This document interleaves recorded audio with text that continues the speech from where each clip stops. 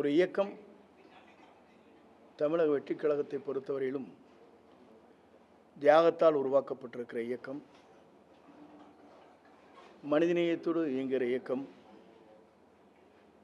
தொலைநோக்கு சிந்தனையோடு மக்களுக்கு பணியாற்றக்கூடிய மனிதநேயமிக்க தலைவர், தமிழக வெற்றிக் கழகத்தினுடைய தலைவர், நாளை தமிழகத்தை ஆளப்போகிற தலைவர், நாளை சரித்திரம் சொல்லும். காரணம், இந்த 2026 தேர்தல் வெற்றி என்பது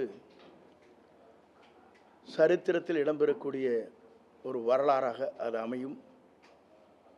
இந்தியாவை வியக்கும்.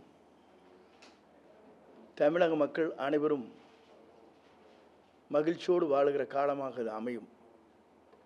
அதற்காகத்தான் மனிதநேயத்தோடு இந்த இயக்கத்தை உருவாக்கி இருக்கிறார்கள். அது மட்டுமல்ல, ஒரு தியாகத்தோடு இந்த இயக்கத்தை வழிநடத்தி செல்கிறார்கள். பல்வேறு சோதனைகளை கடந்து சாதனை படைப்பதற்காக இரவுகள் பாராமல் எத்தனை எதிர்ப்புகளை தாண்டி தமிழக வெற்றிக் கழகத்துடைய தலைவர் வீரநடை போட்டுக் கொண்டிருக்கிறார். காலம் 4ஆம் தேதி பதில் சொல்லும். சரித்திர வரலாற்றில் இந்தியாவிலே முதலிடத்தை பெறக்கூடிய ஒரே தலைவராக தமிழக வெற்றிக் கழகத்துடைய தலைவர் தளபதி அவர்கள் விளங்குவார்கள். சர்வத்தையும் கற்றுக்கொள்ள வேண்டும்.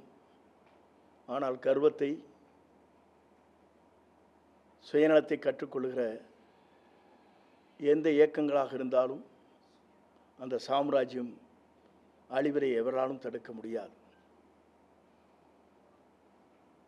தேர்தலுக்கு பிந்தைய கருத்து கணிப்பு நடத்திய ஒரு 8 நிறுவனங்கள்ல 6 நிறுவனங்கள் வந்து திமுக தான் ஆட்சி அமைக்கும் போட்டிருக்காங்க. ஒரே ஒரு நிறுவனம் தான் தாவேக வந்து ஆட்சி அமைக்கும் போட்டிருக்காங்க. 2 நிறுவனம் வந்து அதிமுக குறிப்பிட்டிருக்காங்க. இந்த கருத்து கணிப்புகள் நீங்கள் எப்படி பார்த்தீங்க?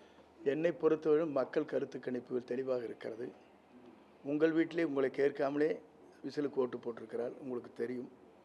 நீங்கள் எங்கே போட்ட என்பது உங்களுக்குத்தான் தெரியும்.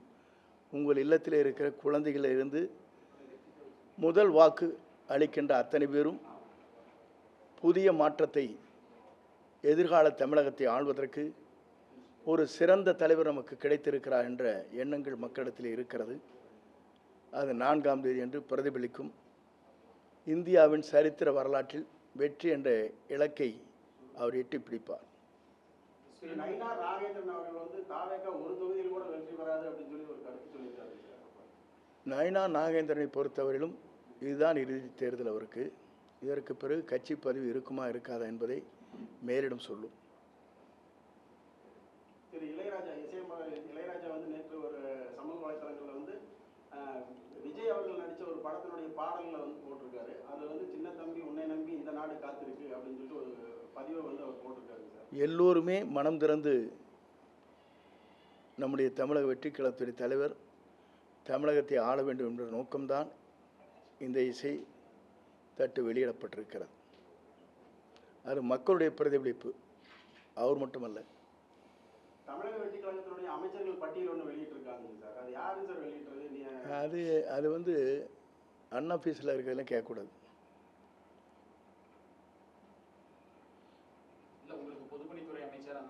இல்லை அன்ஆஃபீஸில் இருக்கிறதுல பதில் சொல்ல இயலாது.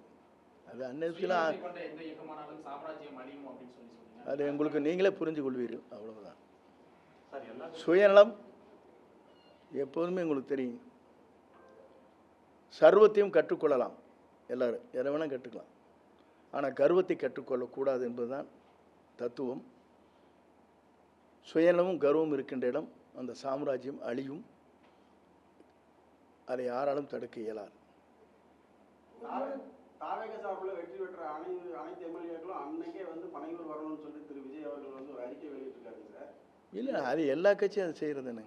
நம்ம கட்சி மட்டும் இல்லை, அனைத்து கட்சியும் இல்லைங்க. அனைத்து கட்சியும் இது தொடர்ந்து நடைபெறக்கூடிய ஒன்று. நாங்களே ரிசார்ட்டில் இருந்தோம்னே 22 நாள். அது தெரியாது உங்களுக்கு? இல்லை, அந்த மாதிரி போகிறதுக்காக இல்லை. எங்களிடத்தில் இருப்பவர்கள் தெளிவாக இருக்கிறார். தெளிவாக மட்டுமல்ல, அவருக்காக உயரே தியாகம் செய்வதற்கு தயாராக இருக்கிறார். இது உலக வரலாற்றில் நான் முன்னால் இருந்த 2 தலைவருக்கு பிறகு இவரைத்தான் காணுகிறேன். நேற்று திரு வைகோ அவர்கள் கூட சொல்லியிருக்காரு, இளம் தலைமுறை வாக்காளர்கள் வந்து அதிகமாக தாவேக்காவை தான் ஆதரிச்சிருக்காங்க, ஆச்சரியப்படும் முடிவுகள்லாம் வெளிவரும் அப்படின்னு சொல்லியிருக்காரு சார் திரு வைகோ. உண்மையிலேயே மனம் திறந்து அவர் சொல்லியிருக்கிறார், அதுக்கு பாராட்டுது. ஒருவேளை பெரும்பான்மை கிடைக்காத பட்சத்தில் அதிமுகவோட கூட்டணிக்கு வாய்ப்பு இருக்கா? பெரும்பான்மை என்ற நிலைக்கே இல்லை. 180லிருந்து 200 சீட்டுகள் நாங்கள் வெற்றி பெறுவோம். அதுதான் இந்த தமிழகத்தினுடைய இலக்காக இருக்கிறது, மக்களுடைய மனநிலை இருக்கிறது. நேற்றையும் கூட நான் ஒரு மாலுக்கு சென்றேன். ஒரு 100கணக்கான பேர் வரவேற்று பேசினார்கள். விமானத்திலே வருகிற போதும் ஒரு 10-15 பேர் படம் எடுத்தார்கள் அங்கே உட்கார்ந்திருக்க சீட்டுக்கு பக்கத்துலேயே. இதெல்லாம் வியக்கத்தக்க ஒன்று. இதுவரையிலும் நான் காணாத ஒரு காட்சியை கண்டேன். நன்றி.